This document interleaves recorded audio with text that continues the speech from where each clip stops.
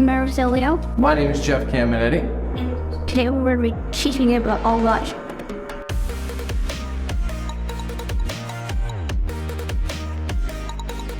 Good morning, guys. What is this place? This is where magic happens. This is where we turn dreams into reality right here. What's your dream? What would you like to do if you could do anything? To be a professional golfer. Yeah, what's that gonna take? Any kind of practice? Chipping, putting, short game for sure. How about your mind? How important is the mind? Really important. You got men and women out there who are good golfers, but their minds just aren't the best, so that's kind of what holds them back. So we work on that stuff too, don't we? Yeah. So what Everson has been struggling a little bit with is chipping, has been basically swinging the club too flat, too much around, and as a result of that, you'd hit some thin shots, right? You hit it low, doesn't feel good coming off the club face. We don't control the spin or anything like that. All right, so those last couple shots sound a little thin to me. So thin meaning what? For hitting it, yeah, you're kind of in there, but just a little bit low. What do you think is sometimes one of your struggles with chipping? Hitting and clean, right? So contact is still really important. So this is going to be that we want this ball to not be struck down here. I want it to be struck up here, right?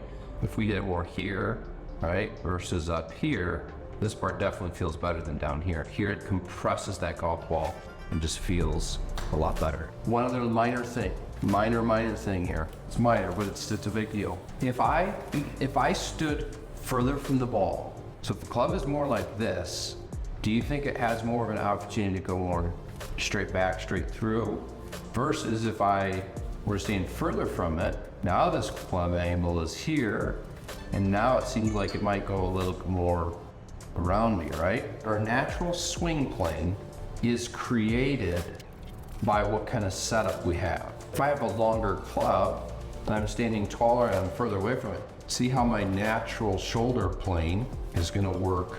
It would work flatter, get closer and more bent over, it works more upright, up and down like this. So if I get real close to it and my shoulders this way, I'm gonna cut more across than right.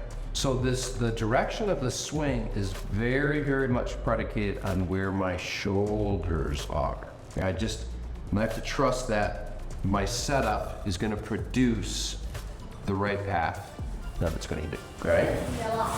It's gonna have to do with those shoulders, right? So the shoulders, we gotta still make sure are going in the direction that we want them to. So if those get way open like this, they'll tend to cut across it more like that. So keep those shoulders nice and square.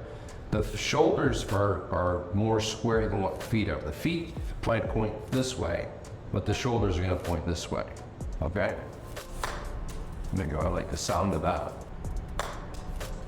All right, I think you can still go just a little bit more upright. Good, so the shoulders are nice and square. It's good, but there, that sounded different, didn't it? So we squared up your shoulders, and then I put the club here. What did that make you feel like you did instead? It just made me feel like, well, if I came up here, then coming more in here. That's right. That's exactly right.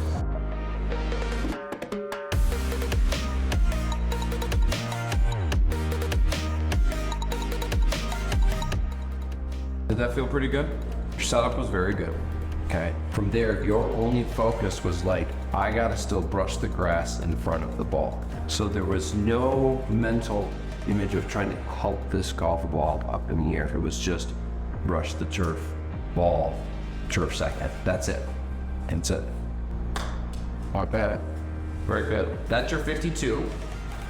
And you're pretty comfortable with that, right? Let's go pitching wedge. And let's talk a little bit about how this is going to be any different. Let's look at these two club plane. Are they different?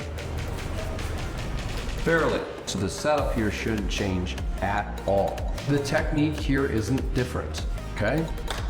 Try to explain, well, how do you approach this club different from your 52 then? Yeah, you just wouldn't hit it as hard, right? Yeah. Pretty good. Oh, I love the contact of that one. So our main two takeaways. that we're taking from this, okay? We're standing closer to the ball so that the club shaft becomes more vertical or upright. That in itself is going to help you take the club back a little bit straighter without having to consciously think about that. Second takeaway is that we're just trying to get our shoulders to be lined up. So if my shoulders were here, we can see I'm gonna move this way. If my shoulders are here, you can see I'm gonna move this way. So join in next time, and we're gonna put this to a contest, the chipping competition, and see if Everson can take what he learned and apply it and try to beat me in a competition. Sound like a plan? Thanks for watching.